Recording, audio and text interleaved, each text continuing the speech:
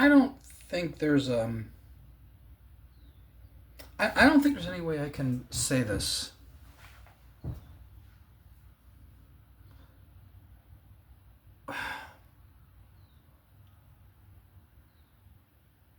Every every piece of advice I've listened to of people telling me here's how you manifest, here's how it works, and here's what people do wrong, and this is how you should do it, and this is I have it got to the point where nothing anyone said was anything that I hadn't already heard. And why I still have watched, like, in the last, I don't know, week, maybe I've looked at 3 videos and I'm like, why am I watching these stupid videos? They're not going to tell me anything that I already haven't heard. I've already said there's no point in watching them. So why do I click on them? As long as I'm clicking on manifesting videos, I'm unconsciously trying to find something that will work for me. Nothing's ever worked. Nothing. My imagination has not created my reality. My thoughts have not created my reality. Apparently they do, and that's just the way it is. Your thoughts just create your reality.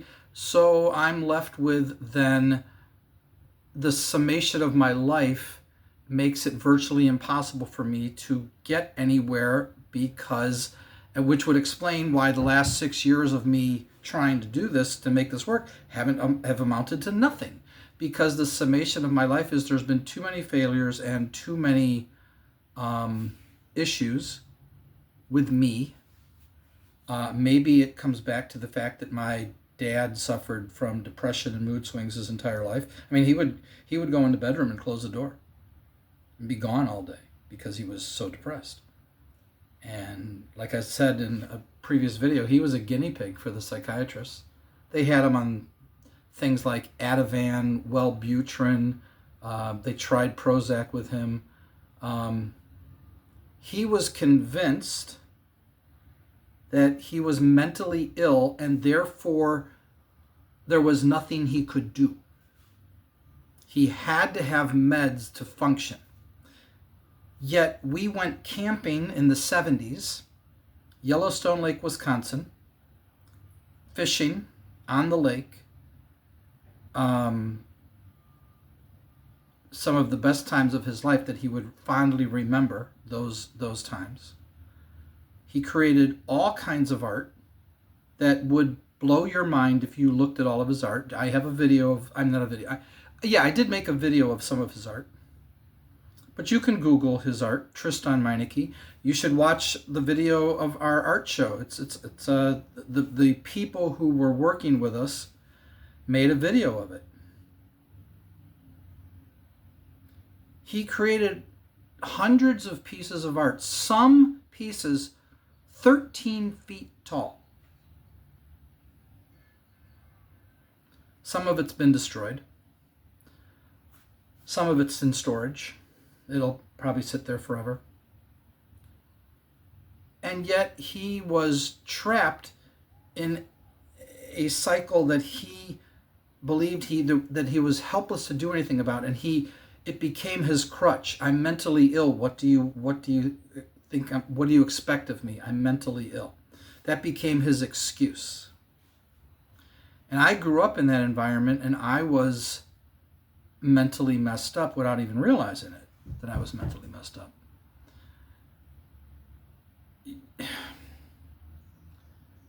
I had serious issues, which is probably why I failed at college and probably why I've failed at everything I've done in life.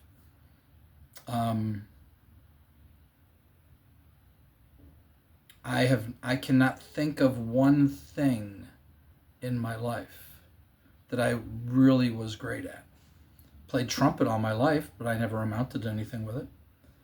I dabbled in painting. I couldn't do anything with that. I was really good at math, except I'm not. But oh boy, I would test really well when I test scores to get into high school and even in college. Um, but I never amounted to anything of any significance, and realized, just like my dad, that I was a failure at everything. He felt that he was a failure at everything. Yet he created hundreds of pieces of art that blow my mind when I looked at them. And when we did that art show and over 100 people came to his home that we turned into an art gallery, people's jaws were dropping. They couldn't believe this art. Who is the guy? Corbett. Let me look up his name. Hold on. All right. I'm going to turn this a little bit here. I'm going to read to you some quotes that I collected over the years about my father and his art. Before I do that, though, see, it doesn't surprise me that what I assumed was going to work didn't work for me. As I look back on my life, it doesn't surprise me that my wife divorced me, or I never succeeded at anything. I've just survived somehow, and I'm assuming I'll continue to survive and die in my 80s, just like my dad died in his 80s. My mom died in her 80s. My grandfathers died in their 80s. One of my grandmothers died in her 70s because, well, she became senile. And she lived with us for a while. But the odds are I'll die in my 80s. And I still find the idea of death bizarre. Why does our heart stop beating? Why do we stop breathing and cease to exist? I mean, think about it. There are people over 100 years old who can still run a race. I couldn't believe when I saw this. There is a race that people, you have to be over 100, you have to be 100 years old or over to enter the race. And I saw this one race of all people over 100 years old running this race, and some of them ran really, really slow because they're 100 or older. But the person that won, I think, was running faster than I could right now. Running, you know? I don't understand why. Think about it. Our bodies all of a sudden fail to function, and it can no longer function. It just dies.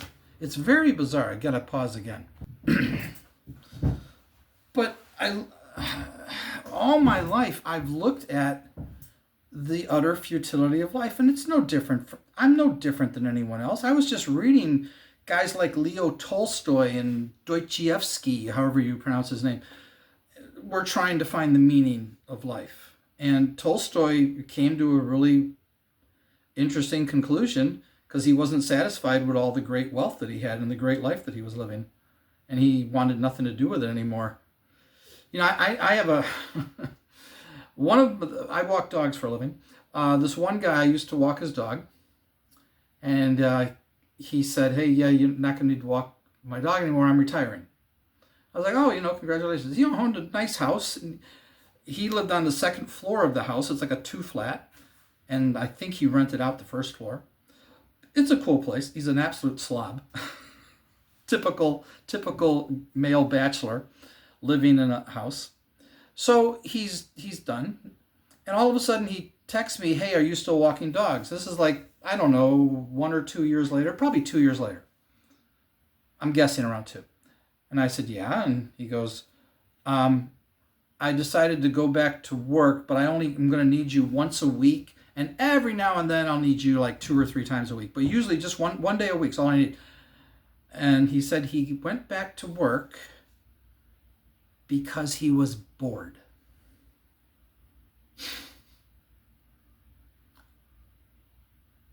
I assume that when he retired, he could live. He doesn't need to work anymore. He got bored, so he went back to work. If I could retire, there ain't no way in hell I will ever get bored. If I'm wrong, I'd love to see the proof of it. There is no way in hell. If I could retire and I never have to work again, key word, have to work again, I will never get bored, because I know all the things that I want to do. Now, I have a lot of time on my hands and I don't do things that I could be doing. I should be more active.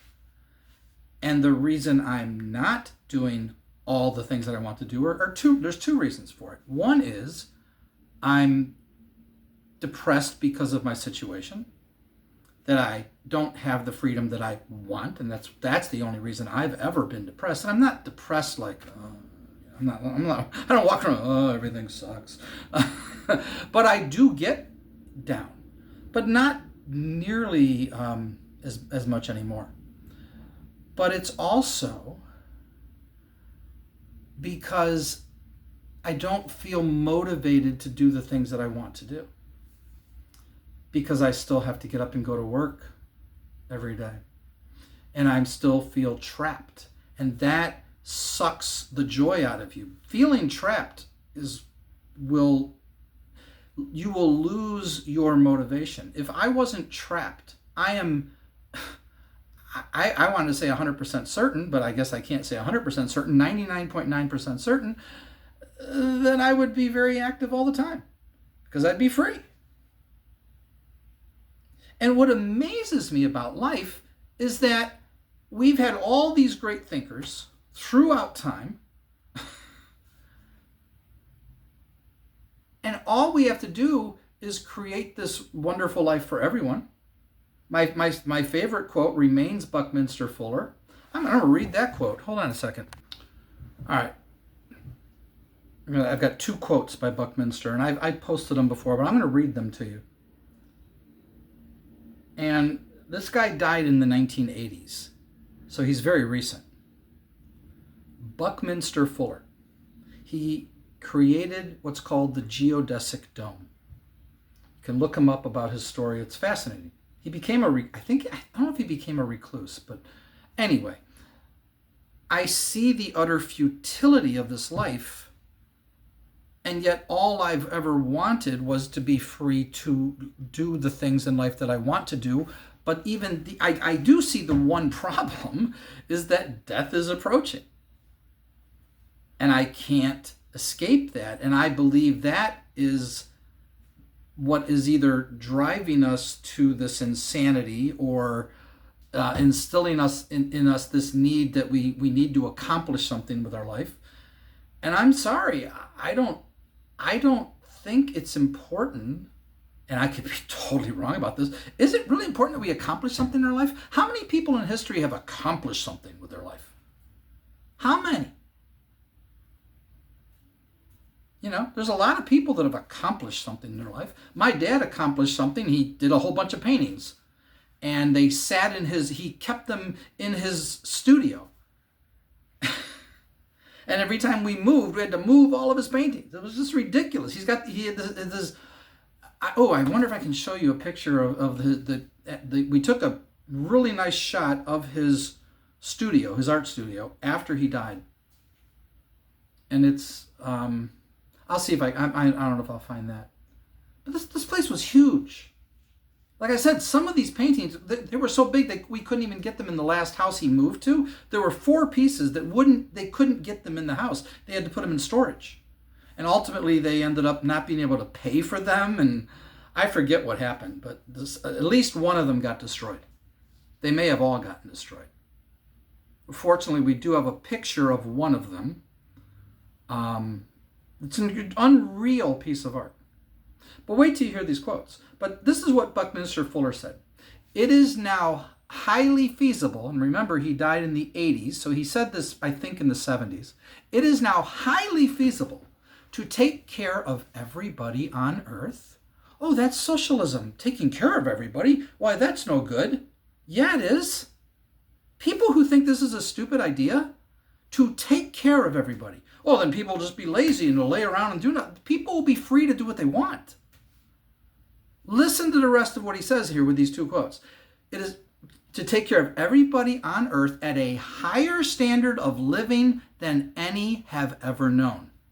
He's 100% right about that. It no longer has to be you or me. Selfishness is unnecessary. War is obsolete. They don't want it to be obsolete.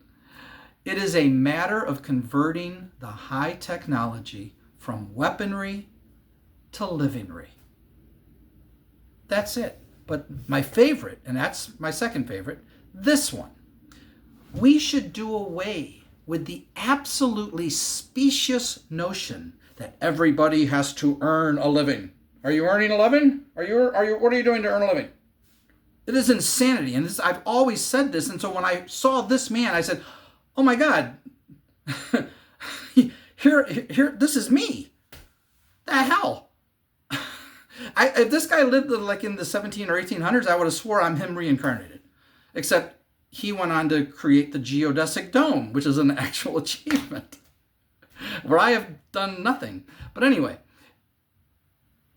the specious notion that everybody has to earn a living. We should do away with that idea. It is a fact today that 1 in 10,000 of us can make a technological breakthrough capable of supporting all the rest. That's socialism again. You just want everybody to be lazy. No, we don't want everybody to be lazy. We want everybody to be free to be lazy. That's what we want. The youth of today are absolutely right in recognizing this nonsense of earning a living. We keep inventing jobs because of this false idea that everybody has to be employed at some kind of drudgery because, according to Malthusian Darwinian theory, he must justify his right to exist. Why? He's totally right. So we have inspectors of inspectors and people making instruments for inspectors to inspect inspectors. The true business of people, you want to know how we should all be living? The true business of people should be to go back to school and think about whatever it was they were thinking about before somebody came along and told them they had to earn a living. When I read that, I was like, finally, this is the man. And unfortunately, he was gone. But I looked up some stuff, saw a video of him talking. And this is me. So anyway, if you're free, we would be way more productive. I know all the things that I would do if I were free, and I only do a little. And it's my frustration. The only issue would still be that we're mortal and we're going to die, and that does kind of put a damper on things. But I just want you to hear just a few of these quotes about my father, all right? First of all, what my dad said. This is a quote of my dad's. I was trying to expand the medium of painting.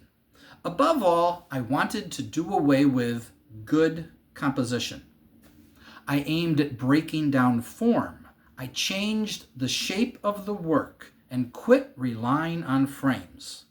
I aspired to total hysteria. God, I love that quote. All right. One of my favorites.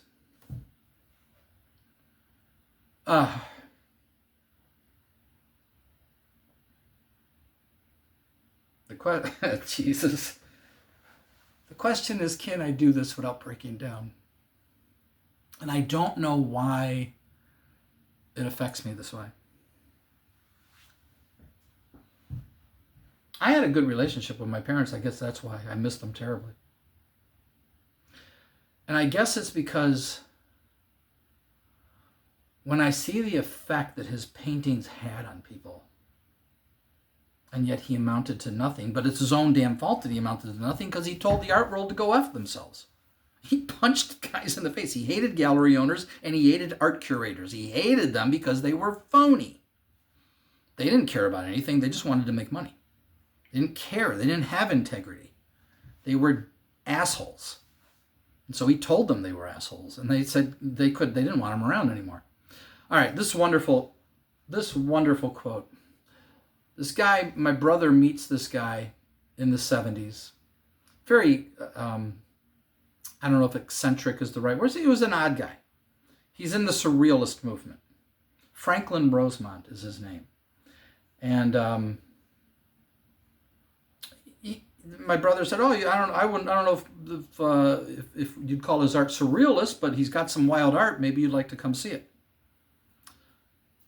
I don't know how my brother met this guy. I don't know what that all was all about. But here's what he wrote. And he wrote a book called Revolution in the...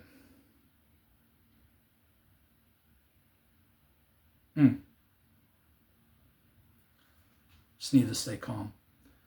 Revolution in the Service of the Marvelous. It's an odd title, but I really like it. And he wrote one chapter in the book, The Art of Tristan Meineke, a fresh breath of habit-breaking unruliness, or something like that, was the full title. There was like a mini title in parentheses. Something like that. Habit-breaking unruliness. All right, here's what he said. Certain paintings, because of the special pleasure and excitement they bring to the eyes and mind. I can't do this. Spark our eagerness to share them with others. Such was my immediate response when, in 1975, I beheld for the first time the alluring and defiantly different art, or work here I said, of Tristan Meineke. Listen to this one. My visit left me in agreement with those who have described Meineke as one of the most important Chicago artists you've never heard of. His work and the story of his life as a Chicago artist are incredible. That was Stephanie Bartow from the Rogers Park Historical Society when she first came and saw the art. I mentioned this guy, John Corbett. He's a former faculty member of the Art Institute. He somehow met my dad, saw his art, and here's what he said. He did a retrospective on him, this little show on Lincoln Avenue of all the places. But he wrote this, this quote. Tristan Meineke remains one of the monumental artistic secrets of Chicago. A man whose contribution remains to be adequately understood and evaluated. Okay? Here's another quote by John. Meineke's early work is clearly related to painters we all recognize. But in the 1950s, we start to see a kind of work that I can't compare to anybody. Oh.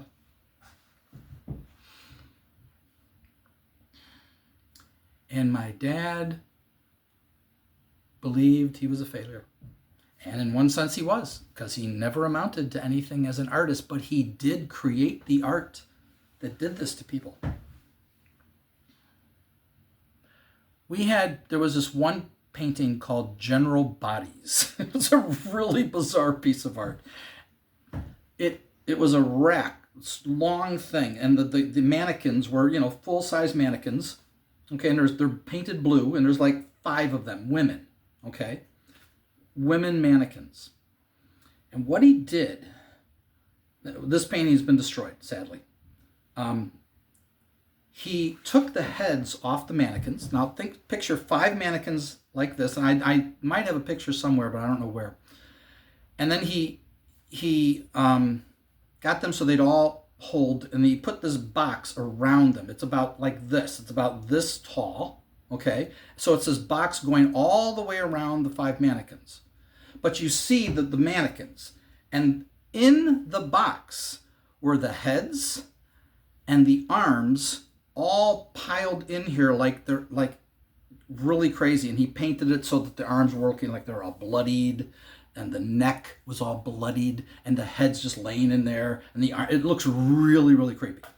Actually scared me once when I was a little kid, because it was in my dad's art, and I got scared because I was like, oh, Real creepy thing, right? Looks really, no, but it's just mannequins. And he called it General Bodies.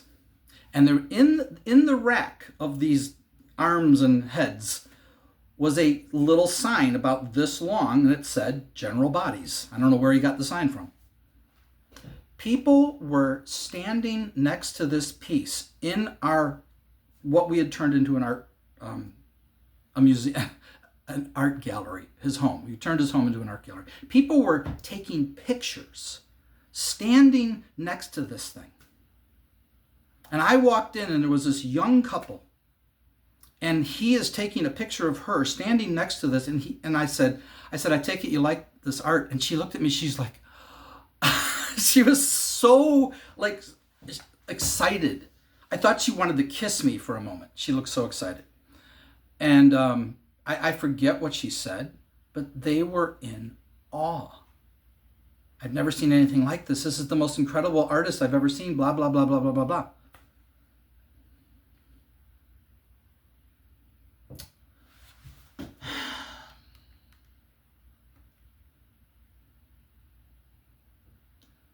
There's so many things I could. Yeah. All right. At our art show, one guy said this on camera. It's in the video. I am more amazed here than I was at the Dali Museum. Without overdoing it or anything, this is blowing my mind because I love. Oh God, there's no way I could do this without crying. Okay. Because I love the darkness, I love the anger and aggravation and beauty of it all. It's nothing like I've seen before. There's some guy who came with his wife to see the art. The art has a resonance, vibrancy, and vitality unlike anything you've ever seen before. It's another quote.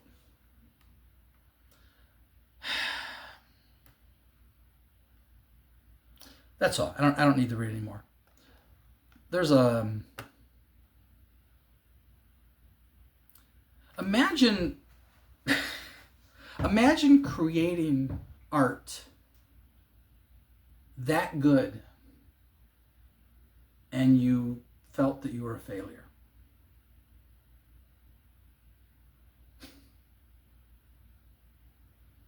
But he was a failure. His art went unknown. He survived in life. And eventually, at the age of 88, his body started to break down. Took him to the hospital. They had him on a thing. It was so stupid, trying to keep him alive. And why are we trying to keep him alive? He's dying. Let him go. So ridiculous.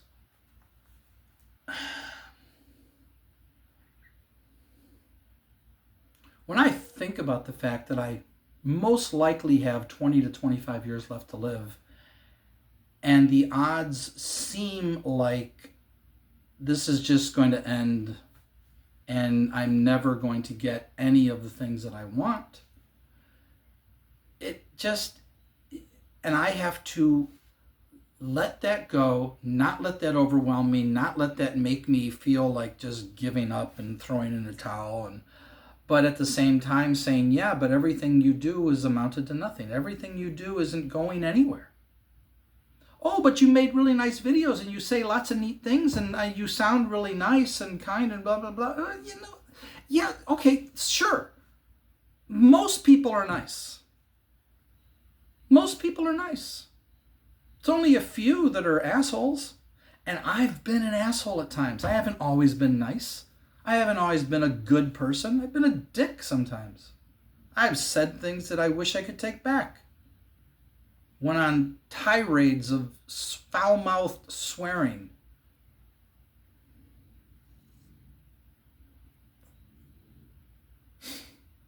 And so when you look back at your life, your failures haunt you, your mistakes haunt you, and you have to let go of all of that. And I thought I did. Once I found meditation, thanks to some lady I was chatting with on a frickin' site where people are going to try to meet girls. And I'm just talking with this girl. I had a girlfriend at the time. We did this together, and she was talking with people on the thing. It's crazy. It was a crazy relationship. But this lady men were talking to her, coming to her for advice, and she was trying to help people. She was like a counselor on this site where men go to try to pick up women, or I forget what the hell the site was. It was just one of those chat sites, you know. I forget like how long ago this was. I don't know. 10 years ago maybe. Something like that. Anyway, she told me you should try meditation. She's the one who got me to download the app Insight Timer, and I listened to the meditation. It took me 3 times to listen to it. Only after she told me, would you just shut up and stop making excuses and just listen to the damn thing? And I did. And then all of a sudden I lived in bliss for a whole month, thinking I had finally been healed of everything that was wrong with me. I was no longer negative. I was no longer mad. I was no longer depressed. I was no longer concerned about anything. And that lasted for about a month. And then everything just reverted to normal. And Neville Goddard and Joseph Murphy and all the others said, here's all you got to do. You don't have to work on anything externally. All of your problems are inside. You just have to work on your inside. You don't have to do anything outside. And so then when I only do the inside, people say, well, you got to do stuff. You still got to go out and do stuff. No, you don't. It's all inside. You can't tell me you don't have to do any external work. The work is all internal. And then tell me the reason it didn't work is because I didn't do any external work. I mean, that's what I've been hearing for 6 years. The reason it didn't work is you didn't do anything. What do you mean I didn't do anything? I was practicing meditation. I was practicing using my imagination. I was practicing affirmations. Joseph Murphy's affirmations. I wasn't doing them religiously. I was doing them casually. I've been doing robotic affirmations for the last 3 days. I have done robotic affirmations so much it's silly. How many times? Usually I just do it silently, just saying the thing silently in my mind, or sometimes I spoke it and just kept whatever I was doing during the day, just over and over, just one phrase. So all you got to do is just keep saying it, and it will reprogram your subconscious mind. And I got nothing to lose, because I was done trying. I'm not going to try anymore. There's no reason to try. Trying means I don't have it.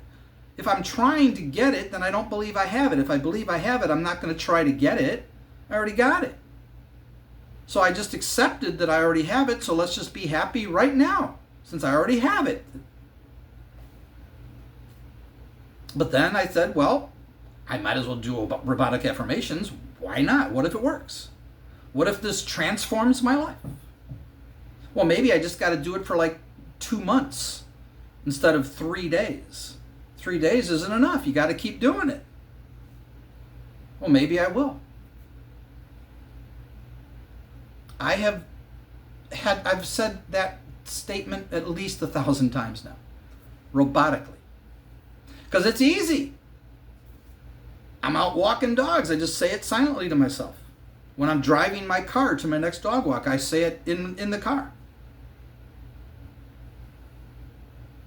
It's easy. It's easy to just say robotic affirmations, but it's boring. Man, I have not shaved in a long time. This is crazy. This is getting, I don't care. It doesn't matter. See, I don't care about things like that. I wish this stopped growing. I'd like to just be clean shaved all the time. It would be so nice to not have to shave all the time. See, little things like that annoy me about life. And I don't see how I'm ever going to overcome myself. I don't see how I'm ever going to, how this is, one day is just going to start working. Unless I come into wealth. Because then I'll have no excuse.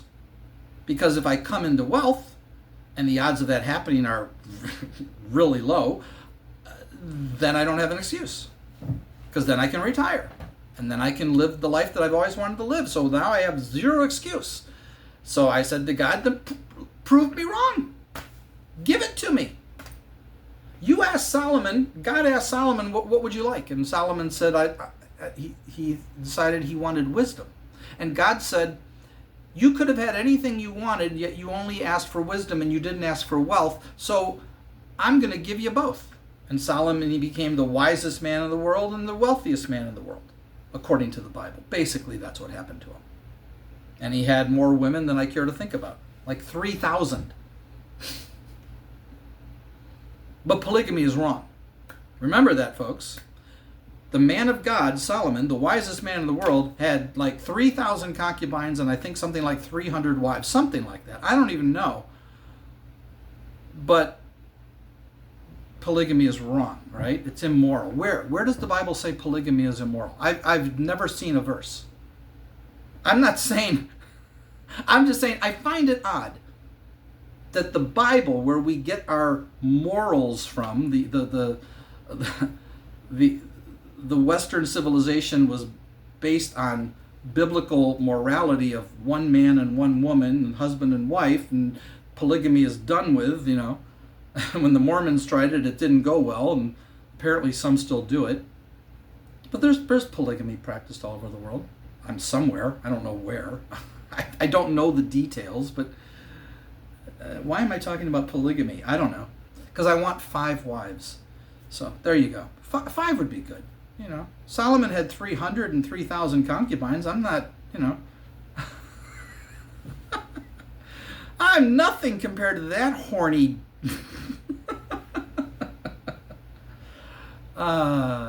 Would I have 5 wives? I'd have no problem with 5 girls living with me. If I was rich and had my own place, it wouldn't bother me one bit. If you all want to come live with me, sure, it's fine with me. If we all get along and like each other and hang out together, sure, it wouldn't bother me one bit. I'm not going to marry 5 women. What do I want to marry you for? Why do we even need the government contract? That was the thing that's so funny about it. You don't want to live in sin. It's a freaking contract by the government. It's just a form that legally binds you as husband and wife. You can get married without that form, but you won't be recognized as being married. My friend is his wife. They don't have a certificate of marriage. They were married in some Buddhist temple or something, just the ceremony of getting married, but there's no official thing. And I said, good. I said, she's your wife? He goes, yeah. He says, but we don't have a thing. We don't have a written document. I said, so what? Big deal. And gay people wanted to get married. It's like, what's stopping you? They wanted the certificate so that they could get the insurance. That's what that was all about. If you live together, you're married. You're married. My girlfriend lived here in this apartment with me. That's marriage. As far as I'm concerned, it's marriage. You don't want to call it marriage? Don't call it marriage. We're living together. She's my girlfriend.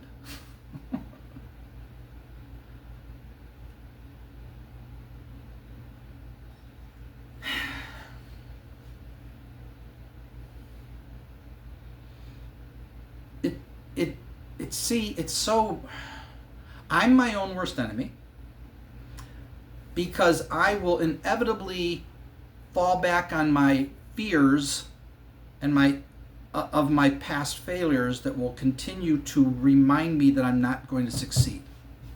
And how do you overcome that? By simply believing, by simply creating this image in your mind of where you are free. Well, I've done that.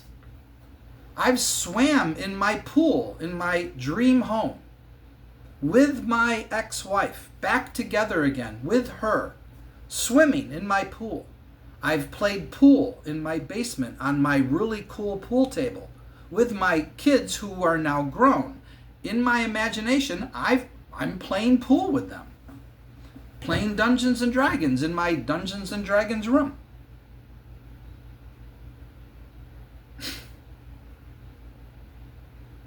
I've done numerous things in my dream home, in my imagination. So I'm creating the reality that I want, which what Neville said you have to do. Keep bringing up things in your imagination that imply that your wish is already fulfilled. I've done that. I have a hot tub. We've gotten in the hot tub and sat in the hot tub with friends. And I'm sitting there in my hot tub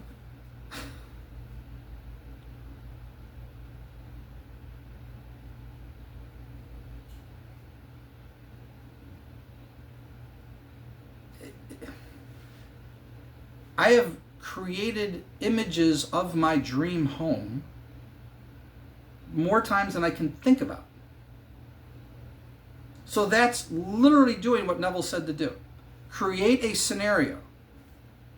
And then that's your imagination. Your imagination is the only true reality. Everything is within you.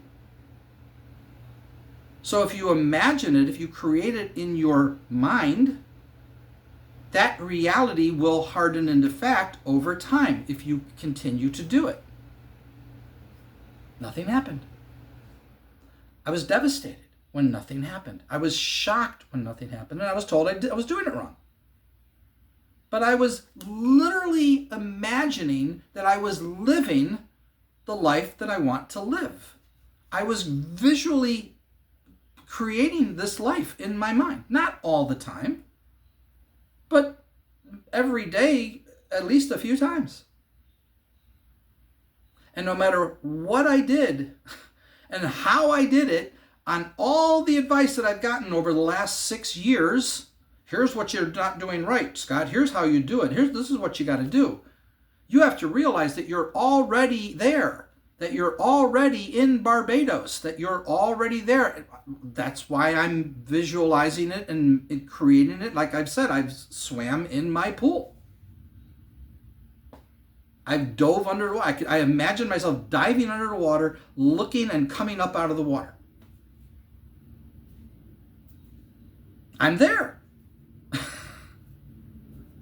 And I've slept in my bed. I've imagined sleeping in my bed every night. Not every night now. Now I'm like, whatever. I'll imagine whatever I want to imagine. Any fantasy I want to indulge myself in, I'll do it, because what do I care? Not only that, I wrote freaking two full-length novels. Fantasy novels, not Dungeons and Dragons novels.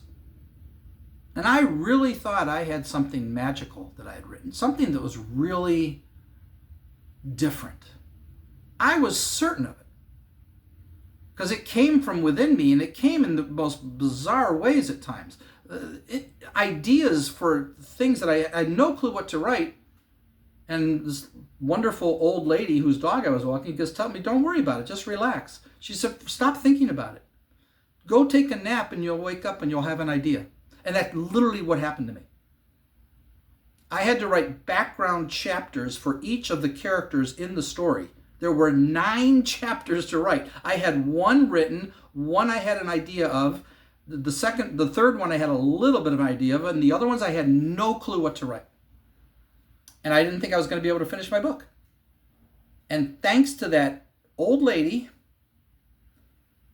helping me, if it wasn't for her, I never would have written that, never would have finished it. I would have given up.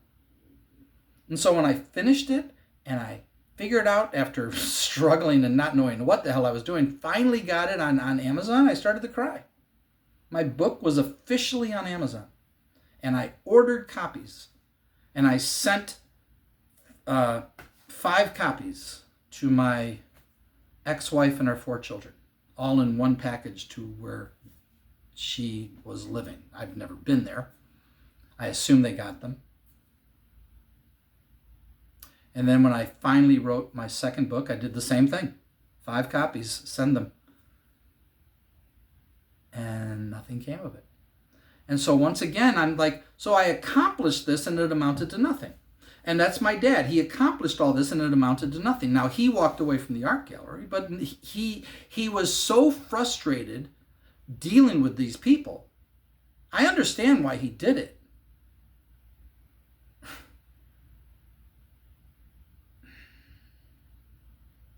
But I think his failure to succeed as an artist is what drove his depression. That he didn't become what he assumed he would become, because people were telling him, I've never seen art like this. I've never seen any kind of art like this. This is incredible. Just type in Tristan Meineke on my channel and you'll see the videos I have of it. And type in Tristan Meineke Art Gallery and you'll see the video of our art gallery. We turned his home into an art gallery and it looked incredible. I loved it because we did not follow the rules of properly displaying art. Everything must be lined up perfectly. Well, screw that. My dad would have said, no, I like the way you did it. We put paintings up and you won't believe when you see the video. The paintings were all over the place. This is crazy. Just like his art. And I was like, this is gonna blow up. We got in the Chicago Tribune.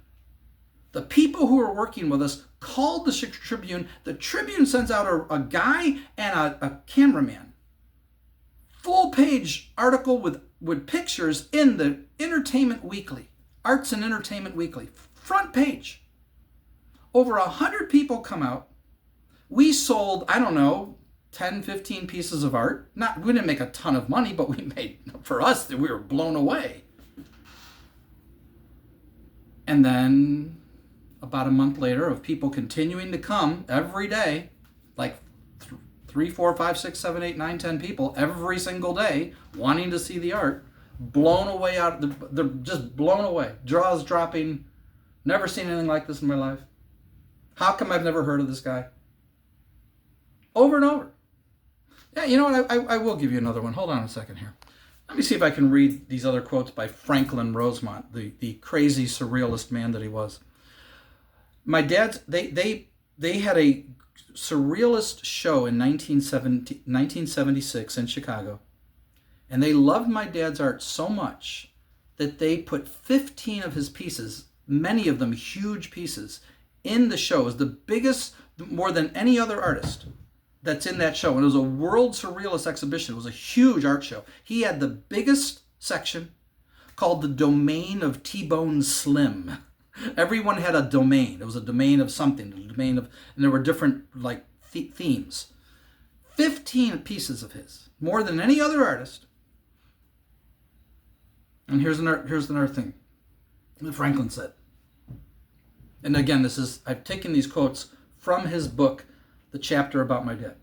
More than any other Chicago artist, Meineke persistently roamed in unexpected directions. His art covers an incredible range and is not easily classifiable into periods. His diversity is exemplary and full of surprises. Interestingly, although relatively few of his paintings, assemblages, or objects resemble any of the others, nearly all tend to be instantly recognizable. Oh.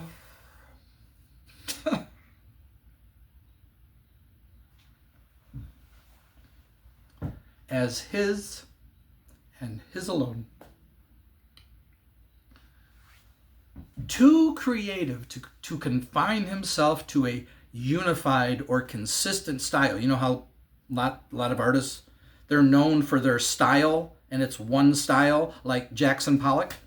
I say Jackson Pollock. Anyone who knows who Jackson Pollock is, I'll know right away. Splatter painting. Okay? Too creative to confine himself to a unified or consistent style, as ludicrously demanded by so many critics, collectors, and gallery owners. They were always trying to tell him, paint more like that, do more of that. He said, no, I'm not doing that anymore. I'm doing other stuff now. He has preferred to do as he pleased, and the world is much better because of it. All right. Now, Now, Franklin's going to shove it down their face. Ready? Meinecke's basic equipment as an artist has included large quantities of refusal. Refusal to obey idiotic rules, or to submit to senile traditions, or to follow commercial fashions. An irreconcilable enemy of banality, he has always steered clear of the cultural, political middle of the road, or vital center, in Arthur Schlesinger Jr.'s insipid phrase, I don't even know what he's talking about, and held steady to a passionate, jump for joy, creative extremism.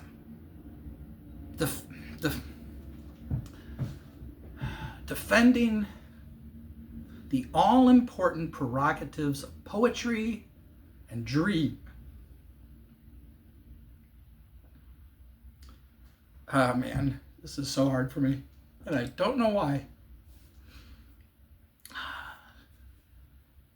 All right, the prerogatives of poetry and dream in the most luminous and troublemaking sense of the words. While most artists were content to do the same thing over and over, he kept finding his own unique way of doing something different.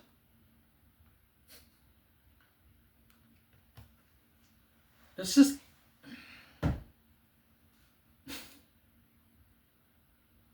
He refused to let them pigeonhole him, to his, unfortunately, undoing. Had he just done what they wanted, he might have become a famous artist and you would have known of him. I say Dali, you know what the art is. Dali was a phenomenal artist. But Jackson Pollock's a phenomenal artist. No one's denying that. But he explored every medium of art. You won't believe the diversity of my dad's art. It's crazy. And he's not famous, and he should have been. And I said he would be famous after he died. I said, the only reason you're not famous is nobody can stand working with you.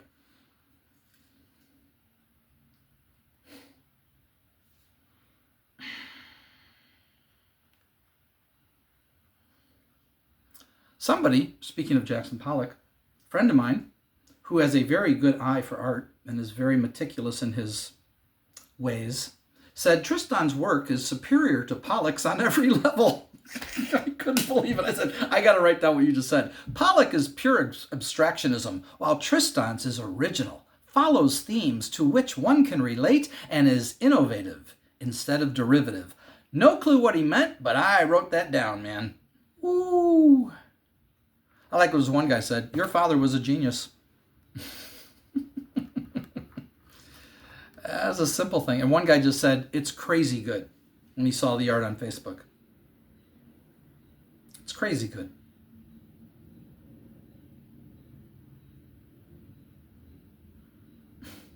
I have no desire to achieve something great. Yet I wrote 2 novels and thought after I wrote that first one that I had finally found what might be my calling in life. Because I couldn't believe that I wrote that story, but I wrote it in an unorthodox way that it needs to be rewritten, most likely. And I did not follow any rules of how to write fantasy fiction properly. And one guy pointed that out to me. He said, the reason no one's interested. And I said, no. The reason no one's interested is nobody knows about it. If no one was interested, I wouldn't have gotten the comments that I got. And he is right that I don't have certain things in the story that would work better had I written it better. But so what?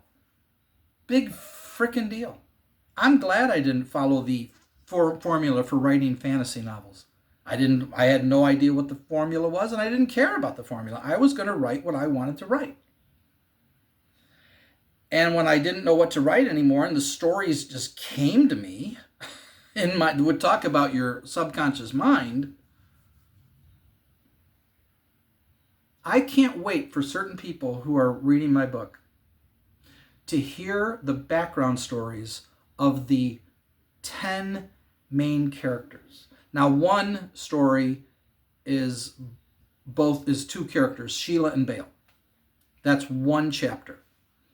But the other 8 characters, the adventuring party, is 8 people. And I wrote a separate chapter for each one. The guy who was telling me the criticism of the book, he said, you shouldn't have written those as separate stories. You should have interwoven them into your story. I said, yeah, I could have done it that way, but I like that I did it this way. He said, yeah, but that's not the right way to do it. And I said, I don't care about that. What I did was unique. I told each one of their stories as a separate chapter. I literally stopped the story and interwove. Here's the tale of Latia. Here's the tale of Lightmate. And that chapter is telling you about what their life was prior to when they started going on adventuring in chapter 1. I go back in time. Like it's a separate story. It's a standalone story. And he said you should have, had you interwoven it into your story, like they should have been explaining this, talking about it, and then you didn't have to write a separate chapter. I said, yeah, sure, maybe that's the correct way to do it. What I wanted to tell him was, go F yourself. But I didn't talk like that to him. But in my mind, I'm going, who the hell do you think you are telling me what the hell to do and how to write? I was starting to feel like my dad. This guy's telling me how I should write. And there's a book called The Fantasy Fiction Formula that tells you, here's how you write. Well, screw you. No. Because if I wrote if I read that, oh, this is how I have to write, okay, and then I write my story properly, then it's not my story. If you don't like my story, fine. That's not the point. I wrote the story from my heart. From passion. I had no clue what to write. And walked away, did the same thing how manifesting works. You walk away from, you forget about it. Forget about it. Go do something else. And then all of a sudden, this idea pops into my head. I'm like, wait, that's interesting. I still can't believe the story I wrote about Nightwind. I couldn't believe when I got this idea for Nightwind. I was like, what the hell what am I writing? And then the one with Shinfia was the most magical chapter I've ever written. No clue where that stuff came from. It's magical. And my brother's girlfriend who read it, she said, yeah, that was really good. She goes, I loved that chapter. But she had issues with my story too. And she told me. And I said, that's fine. That's enough. You don't like parts of the story. And she said, the problem is your writing skills weren't up to speed. That's all. Fine. I understand that. So what? I wrote this story without anyone telling me how to properly write. Because I wanted to write the story. I wasn't writing it to try to make money. I would love to make money doing it, but I was motivated to write the story because I wanted to do it, because I've never seen a story written that was pure Dungeons and Dragons. And this was literally Dungeons and Dragons in story form. It's about the life that they're living as a party of adventurers going adventuring. And I made it seem like it was all real, like this world is real. That was what I wanted to do. I said, why hasn't anybody written that story? I said, I'm sure people have, and I've just never heard of the books. The closest one I could get to was Guardians of the Flame by Joel Rosenberg. I love that book. That was the most D&D book I've ever read. Not Lord of the Rings. Lord of the Rings is not the most D&D book I've ever read. It's D&D-ish. It's very D&D-ish. It influenced the creation of Dungeons and Dragons. The Lord of the Rings had a lot to do with that.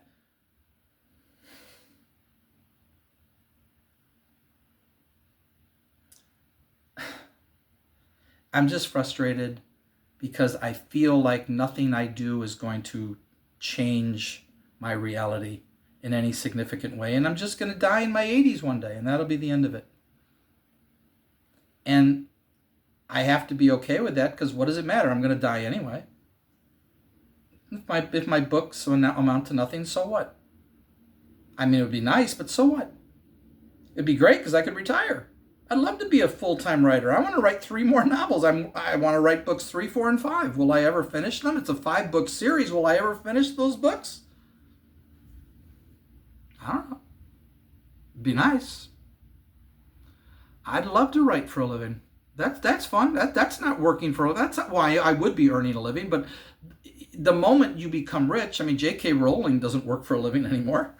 She writes if she wants to. She can do anything she wants. She's free. Why don't we create a world where we're all free? Why don't we create a world where everyone is free and we care about everyone because everyone's a human being? I'm a human being. If I matter, why don't you matter? Well, those certain people, they don't matter. Why? They're human beings. Yeah, but they're not. Yeah, come on. No, why can't everyone matter in the world and we create a world where everyone's free? What do you think would happen to crime and violence if everyone was free? Wars would end because we wouldn't fight anybody. Why would you go to war? Oh, fights would break out. Sure, of course, fights would still break out. Accidents would still happen. Sure, but if everybody was free, oh my God, I mean, Buckminster is so right. And I see that's the other thing that drives me crazy is I'm living in an insane world. And there's nothing I can do about it. So I have to let that go. Stop obsessing about everything that's wrong with the world. That's not helping you. Let it go. Who cares? Focus on yourself. The best thing you can do for the world is create the best version of you. And I know what the best version of me is, and I'm not there. I want to be there. And I'm convinced that the only thing that will get me there is freedom to live free, to be free. Well, I need money for that. Sorry, I don't buy this bull crap that I can be free while poor. No, I can't. No, I can't. I know you can be poor and happy. I'm not saying you can't be poor and happy. And I'm not saying that you can't be rich and miserable, because there's a lot of rich people who are miserable. I'm saying if I was wealthy and I was not happy, okay, then that's the end of that. Give me a break. Look, the guy whose dog I walked went back to work. You don't know what to do with yourself? You have this really nice house. You've got all your stuff all around. You got your games, and he's into his stuff. And you got bored? You're free. What are you doing? I couldn't believe he went back to work. I'm like, my God, we're nuts. Human beings are nuts. He lived his whole life to where he could finally retire, and he got so bored he went back to work because he didn't know what to do with himself. I will never get bored. How do you get bored? Yes, what do you want? My cat is meowing at me. How do you get bored? Go to school. Go take a course in something you want to learn about. Go take an art class. Go take dancing lessons. Learn how to play an instrument. Go play some golf. Go work out. I mean, I can come up with 100 things to do. And you got so bored you went back to a job that you're only doing because you don't know what else to do with your life? What? How do you not know what to do with your life if you have all day to do it? If I had 16 hours a day to do whatever the heck I want,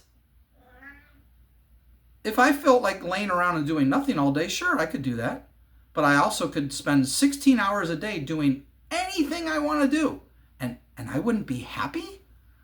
I wouldn't feel good? I'd be depressed? Would I be depressed if 16 hours a day I could do anything I wanted? How in the hell would you get depressed? Unless something bad happened that could bum you out. Yeah. How can you get bored? 16 hours a day, I'm assuming 8 hours of sleep, 17 hours a day, 18 hours a day. You can do anything you want. You can work, sure. But why would you go to a stupid job that you don't need to do, that you, well, unless he's really happy doing it. Sure, if you're happy doing it, of course, then it's not work. If the job you do Monday through Friday, 9 to 5, is something you love, that makes perfect sense. Yeah. Like I said, I would continue to write. I might even get somebody to help me. Hey, how can I make this better? Sure, now that I've done them, now I want to be, but I was already a better writer in book 2 because, and the guy who was criticizing me told me, he said, I'm sure book 2 is better. It has to be. You get better as you write, naturally. I said, good. And I think it is better, but who knows? I don't know. I don't get it. I've already talked for over an hour. I'm going to have to watch this back and say, do I really want to post this with me breaking down the multiple times that I broke down when I talk about my dad's art and read quotes about his art?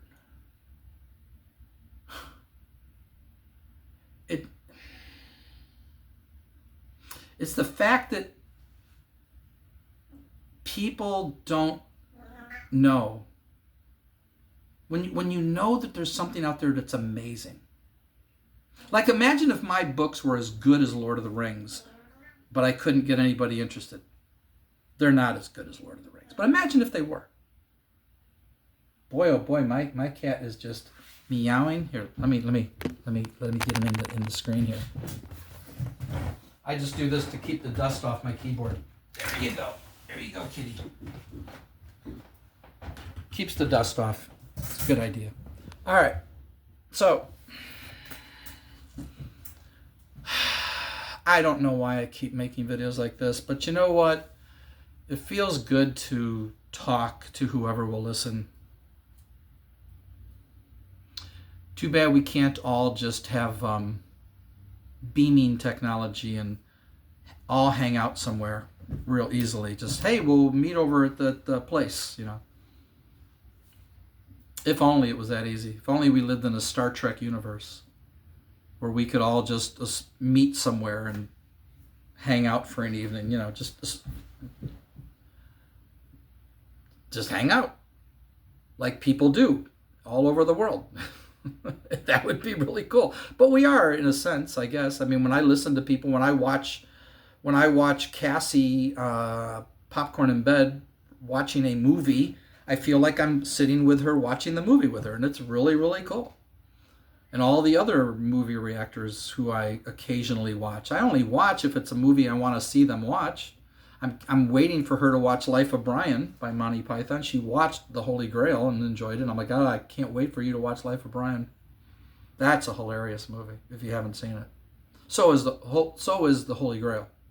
Monty Python and the Quest for the Holy Grail is just hilarious.